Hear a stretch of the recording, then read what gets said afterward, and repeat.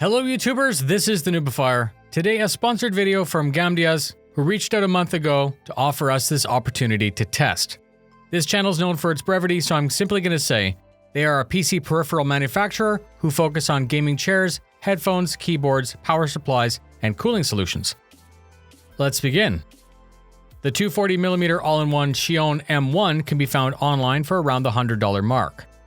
In the box, we get a radiator attached with a cooler pump combo, pre-filled and ready to install, a control box, the hold down for Intel or AMD sockets, wires, a remote control, and two 120mm fans. The pump has a standard PWM connector and a single wire for the lighting effects. The control box has two magnets in the base, which is really nice, and supports expansion for additional fans and lighting. There's an optional wire lead that'll synchronize the lighting with major motherboard vendors, Aura, RGB Fusion, and Mystic Sync. This feature is easily activated with one push on the remote, without any drama or extra software needed. The Gamdias uses no USB header and doesn't need software. Everything's controlled by the included remote. Because I was used to other all-in-ones that use software, I was originally concerned that I would miss the extra features. No software did mean that I couldn't set custom curves for the pumps and the fans, but the remote meant that setup and control was simple. My testing methodology was normalized to sound and ambient temperature. I wanted to compare it to my already installed Corsair all-in-one.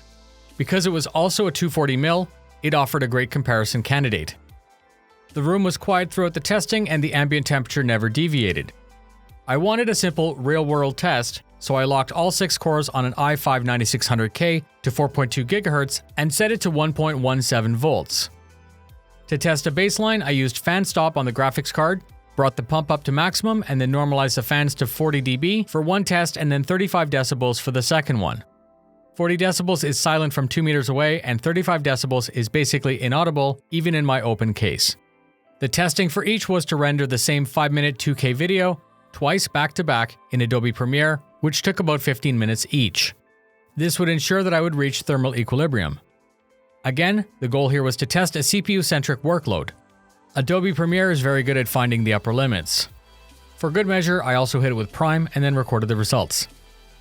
The Corsair all-in-one was removed, the CPU was cleaned with alcohol and let dry.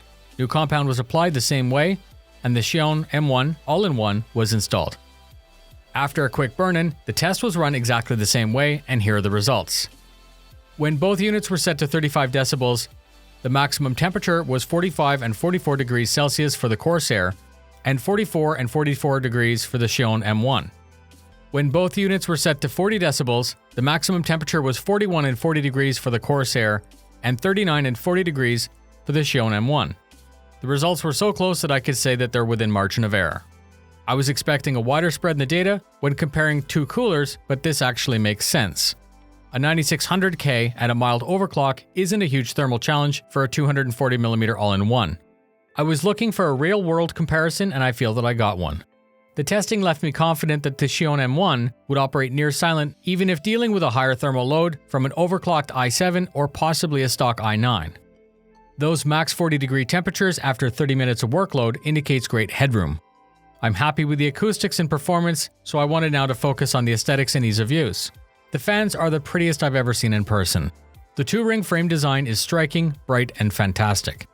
The fans mount on rubber feet and were never loud unless set to absolute maximum. Using the remote, you can control the fan speeds and choose the lighting brightness or effect. White, blue, red, green, yellow, orange, magenta, and 3 multicolored settings are your choices in no fewer than 10 individual effects. There's absolutely something there for everyone. I'll close out with my thoughts.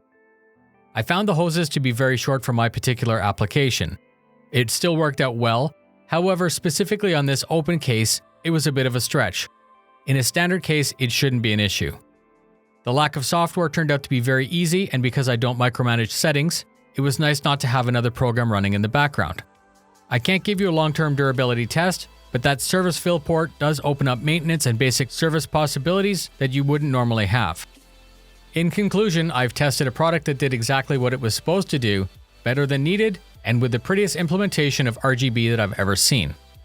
Thanks very much for spending your time with me. I have the links in the product description. Ask me any questions that you have, fly safe, and I'll see you in the verse.